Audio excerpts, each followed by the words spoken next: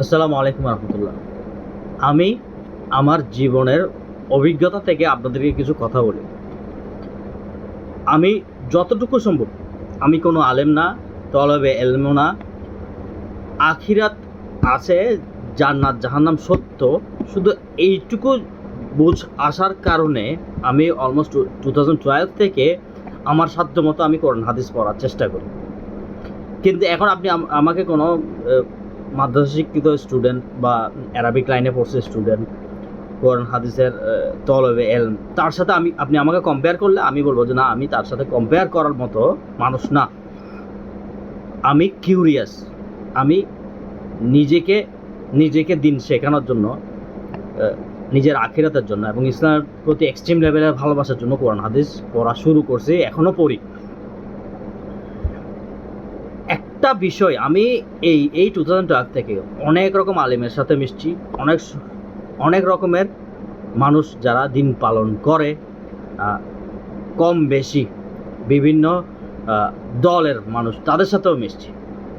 আমার এক্সপেরিয়েন্স থেকে আমি আপনাকে একটা কথা বলি। আমার আম্মা মারা গেছে ধরেন কয়দিন, 6 থেকে 7 দিন হয়েছে, 7 দিন হয়নি মনে হয় এখনো। আমার আম্মা,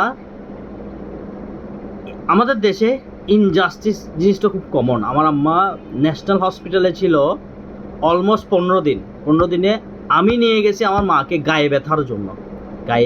ওনার গায়ে প্রচণ্ড রকমের ব্যথাটা বেশ কয়েক মাস। এর আগেও এতগুলো ডাক্তার দেখাইলাম, কেউ একটু ডায়াগনোস করলো না যে এটা ক্যান্সার বা এরকম কিছু। ক্যান্সার নাকি শুরুতে পারবো না। আচ্ছা ঠিক আছে, ওনার তো এক্সট্রিম পেইনটা কেন বের করতে হবে, ওটা কেউ বের করতে পারে না কোনো ডাক্তার। ন্যাশনালে নিয়ে গেছি, ওনারা আইসিইউ এসডিইউতে রেখে 10 দিন, কেবিনে রাখে 5 দিন। ওনারা টেস্ট করে বের করতে পারে না যে ওনার শরীরে ক্যান্সার আছে। ওনার বডি পেইনের রিজনটাও দেখে না। ওনারা দেখাইছে যে ওনার নিউমোনিয়া। 15 দিনে 5 লাখ টাকা বিল আসছে। এখন আমার কাছে এগুলো দেওয়ার সামর্থ্য ছিল না। এই আমার ভাই বোন আর একটা রিলেটিভ, ওরা মিলে ঝুলে সামহাও নিজের গায়ে থেকে বা এনি হাউ তারা এটা ম্যানেজ করছে। এরপরে 15 দিন পরে যখন আম্মাকে বের করলাম, এখানে লাস্টে একটা টেস্ট করাইছে, যেদিন বের করতেছি ওই দিন, এবং তাদেরকে বলছে যে আমাদের আর কস্ট বাড়ানো সম্ভব না, আমাদের কষ্ট হয়ে যাবে। টেস্ট করছে, টেস্ট করে ওনাকে নিয়ে আসার পরে আমাদেরকে বলছে ওনার লাঞ্চে ক্যান্সার পাওয়া গেছে, ওনার লাঞ্চ ক্যান্সার। এইটা কি আসলে বর্তমান যুগে মধ্যবিত্তের যারা আছে তাদের জন্য কি জাস্টিস? মানে একটা মানুষ থেকে 5 লাখ টাকা খরচ হয়ে যাওয়ার পরে যদি আপনি বলেন যে ওনার ক্যান্সার, এখন এখন তো সিরিয়াস ট্রিটমেন্টটা শুরু, আমরা করবো ওটা কেমনে? আমাদের ওভাবে ট্রিটমেন্টটা আগায় যাওয়ার জন্য এখন বাংলাদেশের সরকারি মেডিকেলে যদি নিয়ে যান, হয়রানির শেষ নাই। আবার বেসরকারি নিয়ে গেলে টাকার মানে বস্তা নিয়ে যেতে হবে। আচ্ছা যাই হোক, এই টপিকে ফেলে এরপরও যখন ক্যান্সার আসছে, আমি একটা কথা বলি, আমাদের দেশের মানুষ কোরআন হাদিস তো পড়েও না, কোরআন হাদিসে কী আছে একটু যাচাই বাছাই করার চেষ্টা করে না। আর এদেশের কিছু হুজুর, সবাই না, কিছু হুজুর সাধারণ মানুষকে কোরআন হাদিস জানতেও দেয় না। কোরআন সুন্নাহ থেকে ট্রিটমেন্টের কথা আসে নাই। কোনো ট্রিটমেন্ট আছে, ডাক্তার বলছে ক্যান্সার, একদম হাল ছেড়ে দিতে হবে। আমি নিজের চোখে আমার মায়ের ক্ষেত্রে দেখছি, আত্মীয় স্বজন সবাই এসে মাকে দেখতে আসছে, না বলতেছে না, মাথায় হাত বুলে বলছে না আল্লাহ সুস্থ করে দেবে, কোনো ভয় নেই, আমরা আল্লাহর কাছে দোয়া করতেছি। দোয়া তো সবচেয়ে বড় একটা নিরাময়, দোয়া তো অনেক বড় চিকিৎসা। আপনি রুকাইয়াও তো এক ধরনের দোয়া না, রুকাইয়ের আগে আপনি সব বাদ দেন, দোয়া অনেক বড় চিকিৎসা। কারো মুখে এই কথাটা নাই, সবাই আসি বলতেছে বাঁচবে না, ওনার সামনে বলে ফেলতেছে ক্যান্সার ভালো হবে না। আমার মামাতে জিজ্ঞেস করতেছে, মানে এই বারবার মানুষজন আসতেছে, চিরাঙ্গে বলছে অপু তাকে উঠতাম না। আমি বলছি না, কেন উঠবে না? তো আমি চেষ্টা করছি না, সুস্থ হয়ে যাবে, ডাক্তার বলছে সুস্থ হয়ে যাবে। ডক্টর যেখানে বলে নাই যে উনি মরে যাবে বা ওনার সময় কম, এরকম কিছু বলে নাই ডক্টর। আমি 2টা ডক্টর দেখাইতেছিলাম, কিছু বলে নাই। সেখানে আত্মীয় স্বজন সব এসে বলতেছে বাস্তব। আর কিছু মানুষ এত লেভেলের ছোট লোক, আম্মা যে রুমে, তার পাশের রুমে বলতেছে, চিল্লায় চিল্লায় বলছে, আরে আমি অমুক ডাক্তারের সাথে কন্ট্যাক্ট করছি, আমি জানি এই ধরনের রোগ ভালো হয় না, কোনো দরকার আছে? আপনাকে ভবিষ্যৎ মানুষের হায়াতকে আপনি হাতে নিয়ে নিছেন। আপনি কোরআন হাদিস পড়ে দেখছেন ট্রিটমেন্ট নাই এরকম? আমি চেষ্টা করে যাচ্ছিলাম, আমি আপনাদেরকে ক্যান্সারের হাদিস থেকে, বিশুদ্ধ হাদিস থেকে একটা ট্রিটমেন্টের কথা বলবো, প্রুফ সহ আমি প্রুফ সহ বলবো। দেখেন, ইসলামিক ট্রিটমেন্টগুলো আমরা আমাদের লাইফে লাগাইতেই চাই না। আমি আমার আরেক রিলেটিভকে বলছি জমজমের পানি, হিসনুল মুসলিমের রুকাইয়া পার্টটা আমার কাছে আছে, হিসনুল মুসলিম ওখানে বলছে জমজমের পানির মধ্যে সূরা ফাতিহা ফু দেওয়ার কারণে ইমাম ইবনে কাইম দেখলেন যে ওনার অসুস্থতা ভালো হচ্ছে, এবং উনি অন্যান্য এরপর থেকে যখনই কেউ অসুস্থতা বা সমস্যার কথা বলতেন উনি এই ট্রিটমেন্টটা দিতেন, জমজমের পানির সাথে সূরা ফাতিহা পরে পান করার জন্য রেগুলার। সেখানে আমার এক রিলেটিভ এমনভাবে কথা বলতেছে, মানে তাদের চরিত্রের কথা আমি যদি বলি ভাই এখানে মানে কাপড় চোপড় হয়ে যাবে, যাই আমি এতটুকুতে না যাই, কিন্তু এমনভাবে বলছে সে সব জানে। কোরআন হাদিস আমাদের দেশে কোরআন হাদিস পড়াটা মানুষ হারাম করে ফেলছে, মানে সব, মানে কিছু মানে হিন্দু ধর্মের মানুষের মতো ওই ব্রাহ্মণরা পড়বে এরকম, আর মানুষ এটা নিয়ে ডিসকাসই করতে পারবে না। আমি তো বলতেছি না আমি অমুক হুজুর থেকে বেশি জানি, কিন্তু আমাদের ডিসকাস করলে সমস্যা কোথায়? আমি আপনাকে একটা প্রুফ দিব, এখন দেখেন আমি একটা ভিডিও সহ, শেখ আসিফ আল হাকিমের বর্ণনা সহ একটা ভিডিও সহ ক্যান্সার ট্রিটমেন্টে একদম বিশুদ্ধ হাদিস থেকে একটা চিকিৎসার কথা বলবো। I'm working on topic of cancer. Can you put some light on mixing camel milk with urine of it and drinking? Please, Sheikh, make dua for my mother's health. May Allah Azza wa Jal restore your mother's health to better than what she was before. And the cure for cancer is in the hands of Allah Azza wa Jal. Allah did not create an illness without creating a cure to it. Whoever knows it would, and whoever is ignorant would not, as the Prophet said, alayhi salatu wasalam.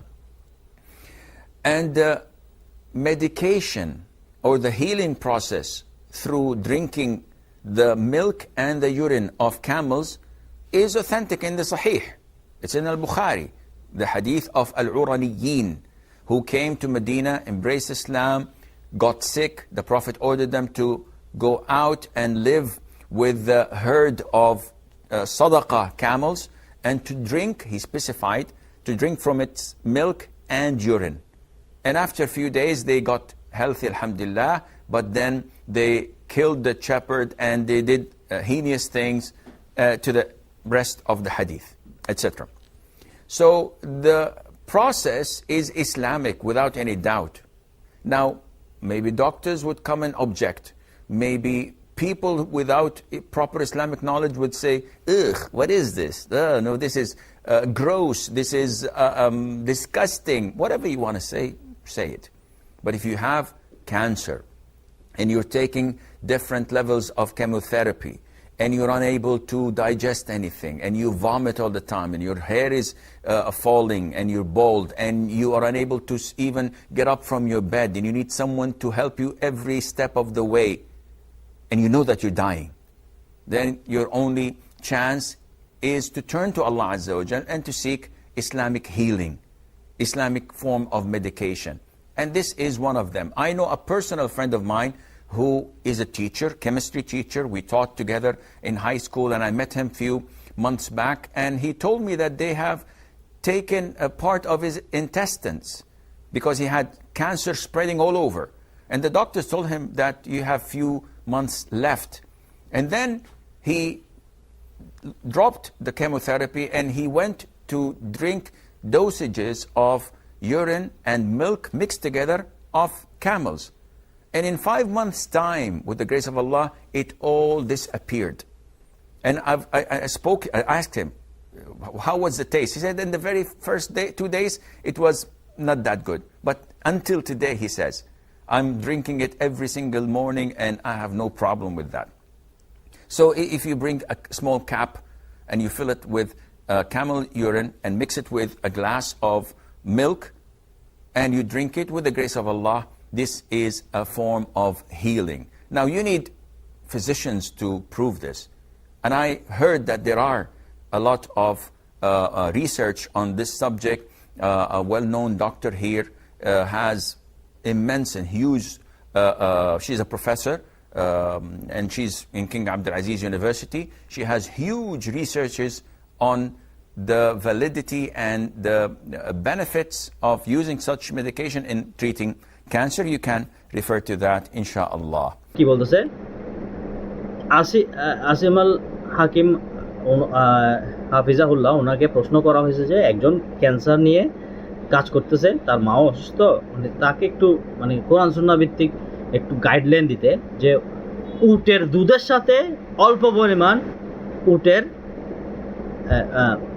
পেশাব মিশিয়ে, এটা কিন্তু হাদিসে আসছে উটের পেশাব। আমরা হিন্দুরা দেখেন না শুধু গরুর পেশাব কারণে খায়, ব্যাপারটা এরকম না, আল্লাহ মাফ করুক। এটা কাফিররা জানলে মানে বা নাস্তিকরা অনেক রকম সমালোচনা করে। বাস্তবতা দেখেন, ওষুধ উট কিন্তু মরুভূমিতে পানি খেয়ে পানি জমায় রাখে শরীরে, এবং এইটা ওই জমানো পানিটা যখন পেশাব আকারে সেটা ক্ষেত্র বিশেষে ওষুধ হিসেবে মানুষের শরীরে কাজ করে। এমনি কথায় উটের পেশাব খাইতে কিন্তু বলা হয় না এই হাদিসে। একটা হাদিসে আসছে এক গোত্রের কিছু লোক, হাদিসটা বুখারী শরীফে আছে, বিশুদ্ধ। এক গোত্রের কিছু লোক আসছে, দেখে রাসূলুল্লাহ সাল্লাল্লাহু আলাইহি ওয়াসাল্লাম দেখতেছে তারা খুব বেশি অসুস্থ, বলছে তোমরা অমুক জায়গায় যাও, ওখানে যারা উট রক্ষণাবেক্ষণ করছে তাদের আন্ডারে থেকে তোমরা উটের পেশাব পান করো, তাহলে তোমরা সুস্থ হয়ে যাবে, এরপর আসে আমার কাছে বায়াত নেবে বা ইসলাম গ্রহণ করবে, এরকম একটা কথা বলছিল মনে হয়, নাকি ইসলাম গ্রহণ করছিল, আমার একটু আগে পরে করে বলতেছি। তারা ওখানে গিয়ে উটের পেশাব কিছুদিন খাওয়ার পরে সুস্থ হয়ে গেছে। সুস্থ হওয়ার পরে যারা উটে রক্ষণাবেক্ষণ করতো তাদেরকে হত্যা করে উটগুলো নিয়ে পালাচ্ছিল। এরপরে রাসূলুল্লাহ সাল্লাল্লাহু আলাইহি ওয়াসাল্লাম তাদেরকে ধরে এনে শাস্তির ব্যবস্থা করছেন। এইটা রিয়েল লাইফে কিভাবে প্র্যাকটিক্যালি আসিম আল হাকিম বলছে, তারই পরিচিত এক ফ্রেন্ড ডক্টর বলছে যে তার কয়েক মাস আছে ক্যান্সার, আর বাঁচবে না। সে কি করছে, উটের দুধের সাথে অল্প অল্প উটের পেশা মিক্স করে প্রতিদিন সকালে খাওয়া শুরু করছে। 5 মাসের ভিতর তার ক্যান্সার একেবারে বডি থেকে চলে গেছে, এবং ক্যান্সারটা ছিল ইন্টেস্টাইনে, বৃহদান্তে। এবং আসিম আল হাকিমের পরিচিত একজন সৌদি আরবে মেডিকেল রিসার্চ করতেছে, ওখানে ক্যান্সারের নিরাময়ে উটের পেশাবের সাথে উটের দুধের সাথে উটের অল্প পেশাব মিক্স করে খাওয়ার নিয়ে উনি অনেক দিন ধরে রিসার্চ করছে এবং দেখতেছে যে এটা কার্যকরী, ক্যান্সার নিরাময়ে এটা কার্যকরী। আমি যেই দিন এই জিনিসটা পাইলাম, বাংলাদেশে তো এগুলো অ্যাভেলেবেল না উট অ্যাভেলেবেল, না উটের দুধ অ্যাভেলেবেল, না উটের পেশাব অ্যাভেলেবেল। আমি ওই দিনই চিন্তা করছি না সামহাও আমি এটা ম্যানেজ করব, কিন্তু আমার মা পরের দিনই হার্ট অ্যাটাক করে মারা গেছে। আমি নিজের মনকে এই জন্য বুঝতে পারতেছি না, হেল্প চাইলে ভাই কেউ হেল্প করে না। ইভেন আমাদের যারা সহি আকীদার ভাই বলে, দিনী ভাই বলে, এরা মানুষকে মরার আগে ঘোষণা দিয়ে দিতে চায় যে না মানুষটা বাঁচবে না। আপনি কেমনে জানেন? আপনি মানুষটাকে দেখেনই নাই। আমার 60, ওনার বডি টডি এখন মানে একদম বার্ধক্য পাইয়ে ওরকম বয়স হয় না ওনার। 60 ছিল, উনি মারা গেছে তখনও সতেজ, কিন্তু লাঞ্চ ক্যান্সারের কারণে বডি পেটেন্ট ছিল, উনি উঠতে পারতেছিল না। শুধু এইটা না, ইসলামে কত রকমের চিকিৎসা আছে। আমি চেষ্টা করছিলাম যে এগুলো একটা একটা করে আমি ট্রাই করব, কিন্তু আমি সাপোর্টটা পাই নাই। আশেপাশের মানুষ এত অহংকারী, কোনো একটা কথা বললে কানে নিতে চায় না, সে ভালো বুঝে। ডক্টর বলছে বাসায় অক্সিজেন রাখতে, আমার ঘরের মানুষই ওই যে ওনার স্যাচুরেশন নামতেছে না, কনফিডেন্স রেখে অক্সিজেন রাখে নাই। এখন উনি হার্ট অ্যাটাক করছে, ঠিক ওই সময় ওনার অক্সিজেন নেমে গেছে, উনি বলছে আমার নিঃশ্বাস নিতে কষ্ট হচ্ছে, অক্সিজেন নামতে দেরি হয়েছে, উনি হার্ট অ্যাটাক করে বলছে। আপনি কাকে ব্লেম করবেন? মানে আমি দুঃখ থেকে বলছি, এটা আমাকে সবাই বলে পাবলিক প্লেসে সব বলিও না, আমি আমার দুঃখটা কাকে বোঝাবো? আমি শুধু মুসলিমদেরকে, আমি আমাদের যারা দিনদার দাবি করে, হুজুর দাবি করে, তাদেরকে বলছি যে আপনারা ইসলামিক চিকিৎসা নিয়ে কতটুকু কাজ করেন? রাজনৈতিক বিষয়গুলো পাইলে তো আপনারা চিল্লায় ফাড়াই ফেলেন যে এখন চত্বরে নাম, এখন মাইরা কাটটা ফেলায়, আপনাদের কাছে ধর্ম মানি শুধু রাস্তায় যায় মারামারি করা, হ্যাঁ, মারামারি, খুনাখুনি, রক্তপাত। ইসলামের চিকিৎসা নিয়ে আপনারা কয়জন একদম কনফিডেন্সের সাথে কাজ করছেন? হ্যাঁ, খালি হানি নাট বিক্রি করতে পারলে আপনাদের কিছু টাকা ইনকাম হবে, এইটা আপনারা বেশি ভালো বুঝেন না। হানি নাট বিক্রি করে কিছু টাকা কামানো, হ্যাঁ। ইসলামের চিকিৎসা নিয়ে আলেম দাবি করে কয়জনে কাজ করেন আপনারা? খালি হানি নাট, কিছু টাকা কামাবো। এই হাদিসটা অ্যাভেলেবেল কয়জনে অ্যাপ্লাই করতে পারে আমাদের দেশে? এগুলা এরকম কত চিকিৎসা আছে ইসলামের চিকিৎসা, এগুলো মানুষ জানে না কেন? মানুষের কেন আগে দিয়ে অমুক ডাক্তার তমুক ডাক্তারের কাছে গিয়ে লক্ষ লক্ষ টাকা শেষ করে ফেলতে হয়? যার সামর্থ্য নাই সে ধার কর্য করে হলেও পরিবারের মানুষকে বাঁচাতে হয়। আপনারা হুজুররা হানিনাট বিক্রি করে 2টা টাকা কামানো ছাড়া আমি আমার সহি আকিদার ভাইদের মধ্যেও একটা মানুষের মৃত্যু নিয়ে ওভার কনফিডেন্ট দেখি, মানুষটা বাঁচানো নিয়ে কোনো কনফিডেন্ট দেখি না। না আমরা চেষ্টা করে দেখি, না কোরআন সুন্নাহ ভিত্তিক ট্রিটমেন্টগুলো আমরা চালাই দেখি, খুব কনফিডেন্ট আরেকটা মানুষ মরে যাবে আমরা আগে থেকে বলে দিচ্ছি। মানুষ তো ডাক্তারে বলে না মরবে না, আপনি আগে থেকে বলে দিচ্ছেন যে মরে যাবে। আর যারা মূর্খ তো তারা মূর্খ এসে খালি একটা কথা বলে, বাঁচবে না, তুমি হায়াত নিয়ে নিছো না। আমি ডাক্তারের সাথে কথা বলছি, তুমি তো মিয়া ভালো করে পড়ালেখা করে কিছু একটা ভালো রেজাল্ট করতে পারো না, তুমি মানুষের আমি বললাম না তোমার পেশা কি আমি জানি তো, তুমি মিয়া মাথার মধ্যে গোবর ছাড়া কিছু নাই, তুমি আরেকজনকে যাই বলো যে হ্যাঁ অমুকটা বাঁচবে না। হ্যাঁ, 2টা ছলসা তৈরি করা ছাড়া তোমাদের ইনকাম করা, সৎভাবে ইনকাম করার সামর্থ্য নাই। মানুষকে নিয়ে ভবিষ্যৎবাণী করা তোমাদের খুব বেশি সামর্থ্য না। আমি এই দুঃখটা বলতেছি যে আমাদের দেশে ইসলামিক চিকিৎসাটা নিয়ে গবেষণাটা নাই কেন? আর যদি থাকে মানুষের কাছে অ্যাভেলেবেল নাই কেন? হ্যাঁ, আমাদের কাছে বিজ্ঞাপন আছে খালি হানি নাট খাইলে গায়ে শক্তি আসে যাবে।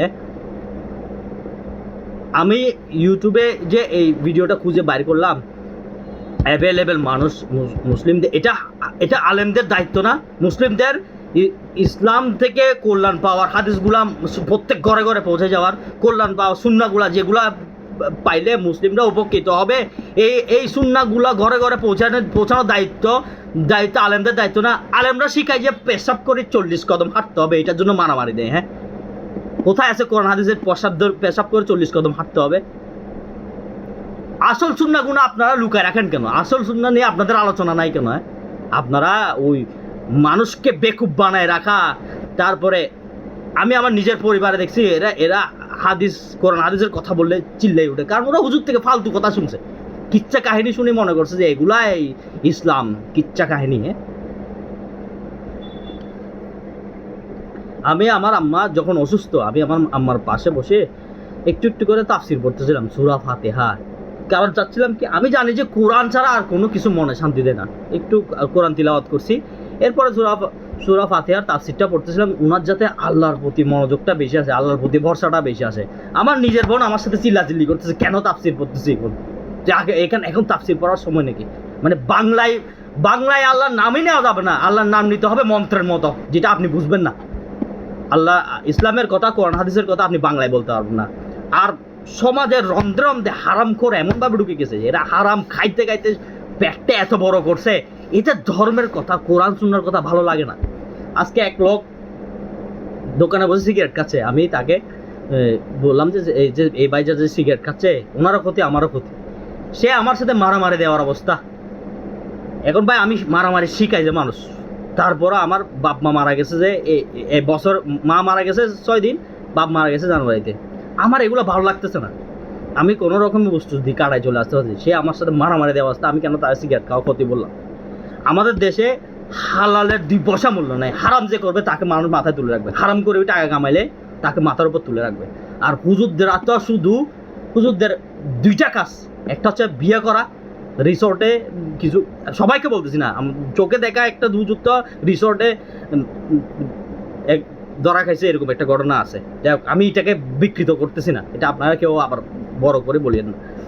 আর কিছু আছে শুধু রাজনীতি, ইসলামে আর কোনো কিছু নাই ভাই, রাজনীতি ছাড়া আর কিচ্ছু নাই, খালি মারামারি, কাটাকাটি, রাস্তায় যায় রক্তপাত, হ্যাঁ, অমুক চত্বর তমুক চত্বর, এগুলা ছাড়া সারা জীবনটা দেখতেছে এগুলা।